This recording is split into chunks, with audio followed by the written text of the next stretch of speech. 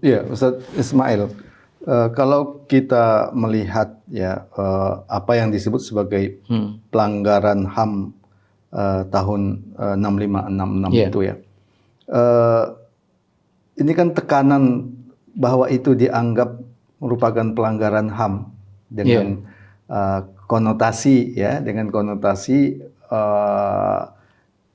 PKI sebagai korban. Iya. Itu kan kuat sekali, Iya. kuat sekali. Dan itu bukan hanya dilakukan oleh LSM HAM di Iya. dalam negeri, Iya. tapi ada juga dari luar negeri. Iya. Sebenarnya kenapa isu ini kok demikian seolah-olah menjadi prioritas dalam pelanggaran HAM? Saya melihat itu ada Bahkan ditaruh di nomor 1 ya, itu kan artinya menunjukkan langsung nggak langsung menunjukkan prioritas kalau menurut saya. Iya, saya melihat setidaknya itu ada 2, 3 bahkan mungkin 4 faktor ya. Faktor yang pertama dan mungkin ini menjadi faktor utama itu adalah ketidakterimaan kekuatan komunisme internasional. Kita tahu bahwa Partai Komunis itu kan bukan partai komunis lokal, dia punya link up internasional. Ketika tahun 48 dulu, Musso itu dia punya link up itu sampai ke Rusia gitu. Aidit sampai ke Cina gitu. Jadi dia sudah sebuah jaringan internasional. Dan saya kira komunisme yang tidak selalu diartikan ateisme itu sampai ini masih ada. Wong Pak namanya PKC juga masih ada gitu. Lalu ini bergandeng tangan dengan para aktivis HAM gitu. Nah, para aktivis HAM ini kan dia ideologinya itu kan humanisme sekuler. Apalagi kalau ditambah dengan paham komunisme tadi. Maka ketidakrelaan ini terus dipelihara kalau kita baca itu. Turun temurun.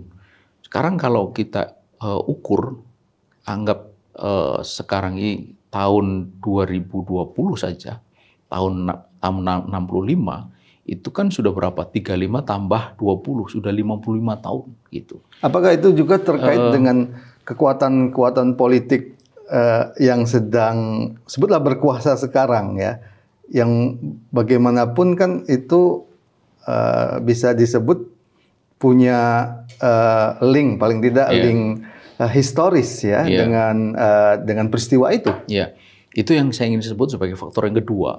Gitu. Faktor dalam negeri. Faktor dalam negeri kita tahu bahwa PKI itu kan dia ada dimensi ideologi, ada dimensi politik, dan ada dimensi sosial. Dimensi sosial, anggap itu dimensi paling ringan. Itu kan pasti ada mereka yang merasa jadi korban gitu. Anak keturunannya cerita itu ya, mungkin cucunya atau cicitnya bahwa mbahmu dulu beginikan. Itu juga bisa memantik dendam yang terus terpelihara sampai ini 55 tahun sudah.